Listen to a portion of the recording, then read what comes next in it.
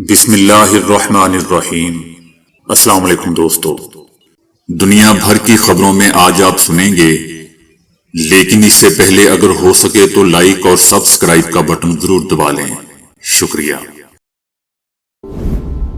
لاہور کی ایک عدالت نے عمران خان کے فوٹوگرامیٹک اور پولی گراف ٹیسٹ دوبارہ کروانے کا حکم دیتے ہوئے 9 جون تک رپورٹ پیش کرنے کی ہدایت کی ہے۔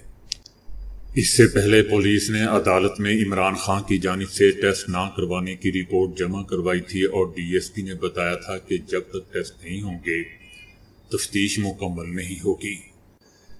انہوں نے عمران خان سے تفتیشی افسران کے ساتھ تعاون کرنے کی سفارش کرتے ہوئے کہا تھا کہ انصاف ہوتا ہوا انشاءاللہ نظر آئے گا۔ جیسا کہ دوستو ہم جانتے ہیں کہ عمران خان کی جانب سے پولی گراف ٹیسٹ دینے سے انکار کیا گیا ہے اور عمران خان کی لیگل ٹیم میں شامل علی بخاری کا کہنا ہے کہ جن مقدمات میں پولیس عمران خان کا پولی گراف ٹیسٹ لینے کی کوشش کر رہی ہے ان مقدمات کا چلان عدالتوں میں پیش کیا جا چکا ہے، جبکہ اسلام آباد پولیس کے ڈپٹی سپرنٹینڈنٹ کا کہنا ہے کہ فوجداری قوانین میں کہیں بھی یہ نہیں لکھا ہوا کہ پولی گراف ٹیسٹ کے لیے ملزم کے وکیل کا ہونا ضروری ہے۔ ان کا یہ بھی کہنا تھا کہ عام طور پر کسی ملزم کا پولی گراف ٹیسٹ متعلقہ عدالت کی اجازت سے لیا جاتا ہے اور اس کے لیے ملزم کی رضامندی ضروری نہیں ہوتی۔ ڈپٹی سپرنٹینڈنٹ کا کہنا تھا کہ لاہور فورینزک لیب میں موجود افسران کو پہلے کیس کے بارے میں بتایا جاتا ہے جس کی تفتیش کے لیے ملزم کا پولی گراف ٹیسٹ کروانا ضروری ہو جاتا ہے، اور اس کیس کو مد نظر رکھتے ہوئے ایک سوال نامہ تیار کیا جاتا ہے جس کے جواب میں ملزم کو دینے ہوتے ہیں۔ سپرنٹینڈنٹ کا یہ بھی کہنا تھا کہ ملزم کے بیانات کی روشنی میں ایک تجزیاتی رپورٹ تیار کی جاتی ہے جس میں بتایا جاتا ہے کہ ملزم سے جو سوالات پوچھے گئے تھے ان کے جوابات میں ملزم نے کتنے فیصد سچ بولا ہے اور کتنے فیصد جھوٹ کا سہارا لیا۔ ڈپٹی سپرنٹینڈنٹ کا یہ بھی کہنا تھا کہ ان کے تجربے میں ایسا کوئی کیس نہیں جس میں پولی گراف ٹیسٹ میں کسی ملزم نے 100% سچ یا 100% جھوٹ بولا ہو۔ دوستو، پولی گراف ٹیسٹ کسی سوال کے جواب میں مختلف جسمانی حرکات کو ریکارڈ کرتا ہے جس کے بعد تجزیے کے لیے استعمال ہم کر سکتے ہیں کہ آیا کوئی شخص سچ بول رہا ہے یا جھوٹ۔ سوالات پوچھتے ہوئے پولی گراف ٹیسٹ میں مجموعی طور پر بلڈ پریشر، سانس لینے میں تبدیلی یا ہتھیلیوں پر پسینے کو ریکارڈ کیا جاتا ہے۔ ماہرین کا کہنا ہے کہ جھوٹ بولنے سے ذہنی دباؤ میں اضافہ ہو جاتا ہے۔ جھوٹ پکڑنے کی ٹیکنیک سے انسانی نفسیاتی اور برتاؤ میں بھی تبدیلیوں کو دیکھا جا سکتا ہے۔ تو دوستو، اس کا مطلب یہ ہوا کہ پولی گراف ٹیسٹ فریب یا جھوٹ کو براہ راست نہیں پکڑتا بلکہ وہ اشارے ریکارڈ کرتا ہے جو اس طرف نشاندہی کرتے ہیں کہ یہ شخص جھوٹ بول رہا ہے یا سچ۔ پولی گراف ٹیسٹ دنیا بھر میں استعمال کیے جاتے ہیں لیکن اس کی ٹیکنالوجی اور عمل کم و بیش ایک جیسا ہی ہوتا ہے۔ اس ٹیسٹ سے پہلے ایک انٹرویو بھی کیا جاتا ہے جو تقریباً 1 گھنٹے کا ہوتا ہے۔ اس انٹرویو میں جس کا ٹیسٹ کیا جانا ہوتا ہے اس کی توجہ ان سوالات پر مرکوز کروائی جاتی ہے جو اسے پوچھے جاتے ہیں۔ اس کے بعد ایک پریکٹس ٹیسٹ کیا جاتا ہے جس میں سیدھے سوالات کیے جاتے ہیں۔ اس ٹیسٹ کا مقصد اس شخص کے ذہنی سکون دینا ہوتا ہے تاکہ وہ سمجھ سکے کہ یہ ٹیسٹ کیسے کیا جائے گا۔ تمام سوالات پر اتفاق کیا جاتا ہے اور پولی گراف ٹیسٹ کے سامان کو نصب کیا جاتا ہے۔ ٹیسٹ میں کوئی حیران کن سوال نہیں پوچھا جاتا کیونکہ ایسا سوال ہی کسی شخص کا بلڈ پریشر وغیرہ تبدیل کر سکتا ہے۔ جو سوال پوچھے جاتے ہیں اس شخص کو پہلے سے ہی معلوم ہوتے ہیں۔ مشین کا ساز و سامان لگایا جاتا ہے جیسا کہ بلڈ پریشر معلوم کرنے کا آلہ اور سینے اور پیٹ پر 2 ٹیوب بھی لگائی جاتی ہیں۔ کبھی دوستو انگلی پر آلہ لگایا جاتا ہے تاکہ خون کے بہاؤ کو معلوم کیا جا سکے اور کبھی کبھار کرسی پر حرکت کی نشاندہی کرنے والا آلہ بھی لگایا جاتا ہے تاکہ اگر آپ کوئی جواب دیتے ہوئے معمولی سی بھی حرکت کرتے ہیں تو وہ معلوم ہو سکے۔ یہ آلات شاید 10 سے 15 منٹ تک لگائے جائیں لیکن آپ کمرے میں کم از کم 2 گھنٹے تک رہتے ہیں۔ ٹیسٹ کے دوران اس شخص سے سوالات پوچھے جاتے ہیں اور پھر اہم سوالات کے وقت اس شخص کے بلڈ پریشر دیگر چیزوں کا موازنہ کیا جاتا ہے۔ ٹیسٹ کا اختتام ٹیسٹ کے بعد ایک اور انٹرویو کیا جاتا ہے جس میں وہ شخص ٹیسٹ کے دوران اپنے رد عمل کی وضاحت پیش کر سکتا ہے۔ دوستو، دنیا بھر کے ماہرین کا کہنا ہے کہ اس میں کوئی شک نہیں کہ آپ پولی گراف ٹیسٹ کو ہرا سکتے ہیں، لیکن اس کے لیے آپ کو ٹریننگ حاصل کرنا پڑے گی۔ لیکن حقیقت یہ ہے کہ اگر آپ کو یہ لگتا ہے کہ آپ جا کر پولی گراف ٹیسٹ دیں گے اور اسے ہرا دیں گے تو ایسا نہیں ہونے والا۔ آپ کو اپنے جوتے میں کوئی کیل رکھنا پڑ سکتا ہے جس سے مثال کے طور پر اعضاء میں کوئی سرگرمی یا حرکت پیدا ہو، کیونکہ آپ کو بالکل سیدھا بیٹھنا ہوتا ہے۔ ایسی دوستو بہت سی ادویات ہیں جو لوگ استعمال کرتے ہیں لیکن وہ کارگر ثابت نہیں ہوتی۔ زیادہ تر افسران اس ٹیسٹ سے بچنے کی کسی بھی کوشش کو پکڑ لیتے ہیں۔ پولی گراف ٹیسٹ دوستو اس کے سن 1921 میں ایجاد ہوتے ہی سوالات اٹھنے لگے تھے اور اس کے نتائج کی صداقت پر اب بھی بحث ہوتی ہے۔ ماہرین کا دوستو کہنا ہے کہ یہ فریب کا اندازہ لگاتا ہی نہیں، یہ ٹیسٹ اہم سوالات کے جوابات کے دوران جھوٹ بولنے والوں میں بے چینی کو دکھاتا ہے جبکہ سچ بولنے والوں میں نہیں۔ لیکن اس کے جواب میں کوئی ٹھوس منطق نہیں ہے، کیونکہ جن لوگوں کے پولی گراف کے ذریعے ٹیسٹ ہوتے ہیں وہ کافی دباؤ محسوس کرتے ہیں اور پہلے سے ہی دباؤ میں ہوتے ہیں، اگر وہ سچے بھی ہیں۔ لیکن دوستو بہت سے ماہرین کا یہ بھی کہنا ہے کہ اگر افسران تربیت یافتہ ہو، اگر ٹیسٹ صحیح طریقے سے کیا گیا ہو اور اگر مناسب کوالٹی کنٹرول ہو تو یہ ٹیسٹ کے 80 سے 90% کے درمیان صحیح ہونے کے چانسز ہوتے ہیں۔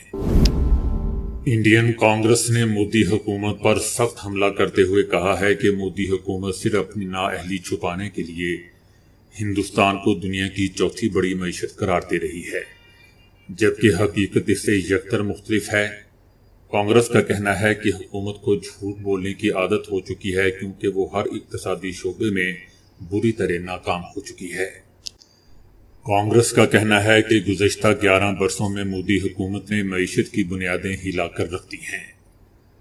کانگریس کے مطابق حکومت معاشی عدم مساوات، صنعتی زوال، عوامی اداروں کی نجکاری، چھوٹے کاروباروں کی تباہی اور بے روزگاری جیسے سنگین مسائل سے نظریں چرا رہی ہے۔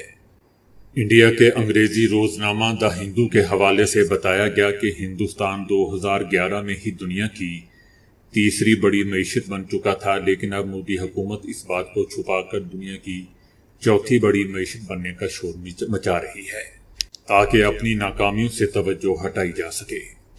کانگریس کا کہنا ہے کہ ملک کی 40% دولت صرف 1% آبادی کے پاس ہے، جبکہ 50% آبادی کے پاس محض 6.5% دولت ہے۔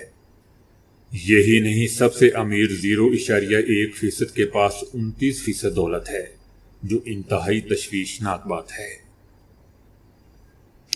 کانگریس نے نشاندہی کی کہ موجودہ حکومت کے تحت ملک کی GDP شرح 6.4% پر گر چکی ہے، جو گزشتہ 4 سالوں کا کم ترین سطح ہے۔ PSU کی نجکاری اور میک ان انڈیا جیسے منصوبوں کی ناکامی نے معیشت کو تباہ کر دیا ہے۔ کانگریس کا کہنا ہے کہ اگر حکومت کو واقعی عوام کی فکر ہوتی تو یہ اعداد و شمار چھپائے نہ جاتے، بلکہ عوامی بھلائی کے لیے اقدامات کیے جاتے۔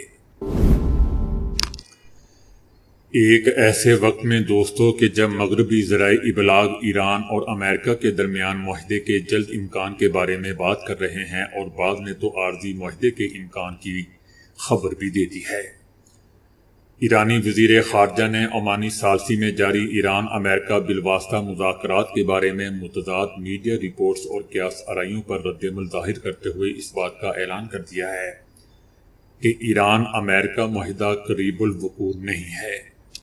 ان کا کہنا تھا کہ ایران خلوص نیت کے ساتھ ایک ایسے سفارتی حل کا خواہش مند ہے کہ جو تمام فریقوں کے مفادات کو یقینی بنائے، لیکن اس کے لیے ایک ایسے معاہدے کی ضرورت ہے کہ جو تمام پابندیوں کے خاتمے، ایران کے جوہری حقوق بشمول یورینیم افزودگی کی مکمل ضمانت بھی دے۔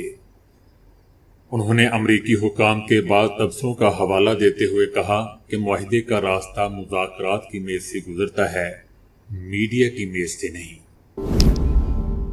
فیلڈ مارشل سید عاصم منیر نے کہا ہے کہ پانی پاکستان کی ریڈ لائن ہے، 24 کروڑ پاکستانیوں کے بنیادی حقوق پر آنچ نہیں آنے دیں گے۔ فیلڈ مارشل سید عاصم منیر نے مختلف جامعات کے وائس چانسلر، پرنسپل اور سینئر اساتذہ کرام سے بات چیت کی۔ فیلڈ مارشل کا کہنا تھا کہ اساتذہ پاکستان کا سب سے بڑا سرمایہ ہے۔ آج جو کچھ بھی ہوں میں اپنے والدین اور اساتذہ کرام کی وجہ سے ہوں، صرف ان کی وجہ سے ہوں۔ پاکستان کی اگلی نسلوں کی کردار سازی اساتذہ کرام کی ذمہ داری ہے۔ فیلڈ مارشل کا کہنا تھا کہ اساتذہ نے پاکستان کی کہانی اپنی اگلی نسلوں کو بتانی ہے۔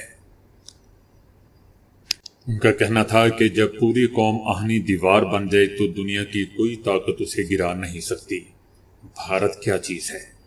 فیلڈ مارشل سید عاصم منیر کا یہ بھی کہنا تھا کہ کشمیر کا کوئی بھی سودا ممکن نہیں، ہم کبھی بھی کشمیر کو نہیں بھول سکتے۔ ہندوستان جان لے کہ پاکستان کشمیر کو کبھی نہیں چھوڑے گا۔ فیلڈ مارشل کا یہ بھی کہنا تھا کہ پاکستان ہندوستان کی اجارہ داری کبھی قبول نہیں کرے گا۔ بھارت نے کئی دہائیوں سے کشمیر کے مسئلے کو دبانے کی کوشش کی ہے مگر وہ ناکام ہو چکا ہے۔ بلوچستان میں تخریب کار فتنہ ہندوستان ہے، ان کا بلوچوں سے کوئی تعلق نہیں۔ فیلڈ مارشل سید عاصم منیر کا کہنا تھا کہ پاکستان کو ایسی مضبوط ریاست بنانا ہے جس میں تمام ادارے قانون کے مطابق کام کریں۔ جو کوئی بھی ریاست کو کمزور بنانے کا بیانیہ بنانے کی کوشش کرے گا اس کی نفی کریں گے، اس کو سبق سکھائیں گے۔ سیشن میں دوستو شرکا نے نعرے بھی لگائے کہ یہ جو محفوظ دھرتی ہے اس کے پیچھے وردی ہے۔ ہمیں پاکستان و اپنی مسلح افواج پر فخر ہے اور ہم ان کے شانہ بشانہ کھڑے رہیں گے اور بالکل کھڑے رہیں گے۔ ملیشیا نے دوستو بھارت سے آنے والی تمام پروازوں پر تاحکم ثانی پابندی عائد کر دی ہے۔ اس فیصلے سے وندے بھارت مشن کی پروازیں بھی متاثر ہوئی ہیں، جن کے ذریعے بھارت اور ملیشیا کے درمیان شہریوں کی واپسی کا سلسلہ جاری تھا۔ بھارتی سفارت خانے نے بھی اس بات کی تصدیق کر دی ہے کہ ملیشیا نے بھارت کے ساتھ فضائی رابطہ معطل کر دیا ہے اور یہ پابندی اگلے حکم تک جاری رہے گی۔ دوستو یاد رہے کہ ملیشیا سے پہلے برطانیہ، نیوزی لینڈ، ہانگ کانگ اور ایران جیسے ممالک نے بھی بھارت سے مسافروں کے داخلے پر پابندی لگا چکے ہیں۔ اب تک 20 سے زائد ممالک بھارت سے مسافروں کی آمد پر پابندیاں یا سخت شرائط عائد کر چکے ہیں۔ ریاست مغربی بنگال کی وزیر اعلیٰ ممتا بینرجی نے کہا ہے کہ مودی سرکار نے ملٹری کارروائی کا نام آپریشن سندور اپنی گرتی ہوئی ساکھ کو بچانے اور سیاسی فائدے کے لیے استعمال کیا۔ ممتا بینرجی کا کہنا تھا کہ میں یہ بات کہنا نہیں چاہتی تھی، خاص طور پر ایسے وقت میں جب مختلف جماعتوں کے وفود مختلف ممالک کا دورہ کر کے بھارت کے موقف کو پیش کر رہے ہیں، لیکن آج مودی مغربی بنگال صرف سیاسی پروپیگنڈے کی نیت سے آیا تھا۔ مغربی بنگال کی وزیر اعلیٰ نے کہا کہ وزیر اعظم مودی نے اپنی تقریر کے ذریعے تقسیم کی سیاست کو فروغ دیا۔ ممتا بینرجی کا کہنا تھا کہ مودی پہلے خود کو چائے والا کہتے تھے، پھر خود کو چوکیدار کہا اور اب یہاں آ کر سندور بیچنے لگے ہیں۔ بھارتی آرمی چیف کی ہندو روحانی پیشوا جگت گرو رام بھدر آچاریہ سے ملاقات ہوئی، جس کے بعد بھارت کی فوجی قیادت کے مذہبی جھکاؤ اور غیر جانبداری پر سوالات اٹھنے لگے ہیں۔ یاد رہے دوستو کہ یہ لوگ chief of army staff field marshal Syed Asim Munir کو ملا منیر کہتے ہیں اور ہمیں بھی اس کو پنڈت بھارتی کہنا چاہیے۔ فوجی قیادت کا ہندوتوا سے جڑاؤ اور عسکری ادارے سمیت دوستو بھارت میں روحانی رہنما بھی اب جنگی سوچ اور جارحیت کی زبان بولنے لگے ہیں۔ نام نہاد ہندو روحانی پیشوا نے انوکھا مطالبہ کر دیا ہے کہ آزاد کشمیر پر قبضہ کر کے بطور نذرانہ ہمیں پیش کیا جائے۔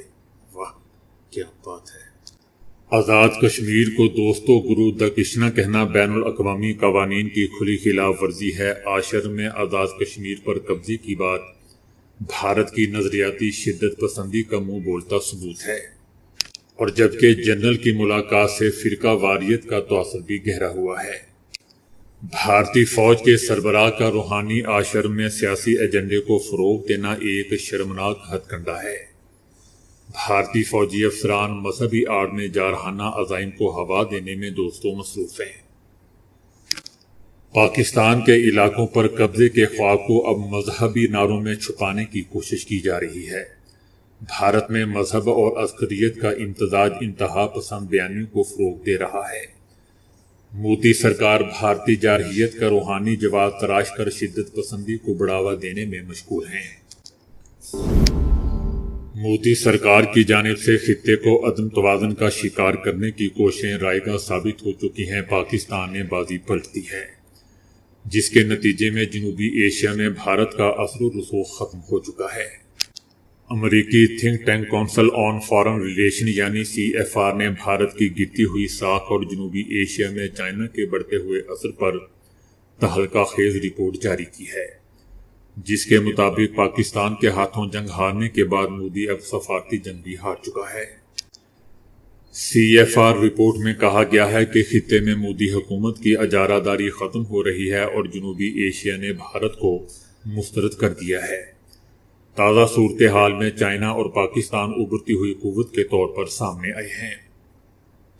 رپورٹ میں کہا گیا ہے کہ اسی طرح بنگلہ دیش، نیپال، سری لنکا، مالدیپ جو بھارت کے پرانے اتحادی تھے، اب چائنا کے ساتھ جڑ رہے ہیں۔ چائنا کی سرمایہ کاری اور سمارٹ ڈپلومیسی نے بھارت کو بیک پر دھکیل دیا ہے۔ رپورٹ میں یہ بھی بتایا گیا ہے کہ بھارت نے شیخ حسینہ واجد کو پناہ بھی دی، جس کے نتیجے میں بنگلہ دیشی عوام میں شدید غصہ اور بھارت مخالف جذبات پیدا ہو چکے ہیں۔ ادھر مالدیپ میں انڈیا آؤٹ تحریک کامیاب ہو چکی ہے اور حکومت نے چائنا سے دوستی پکڑ لی ہے۔ خطے نے بھارت کو مکمل طور پر نظر انداز کر دیا ہے۔ سری لنکا کے نئے صدر نے بھی چائنا کی معیشت کو ماڈل قرار دے دیا، جو کہ بھارت کی سفارتی شکست قرار دیا جا رہا ہے۔ تو دوستو، ابھی کے لیے اتنا ہی۔ ویڈیو کو لائک اور شیئر کرنے کا بہت بہت شکریہ۔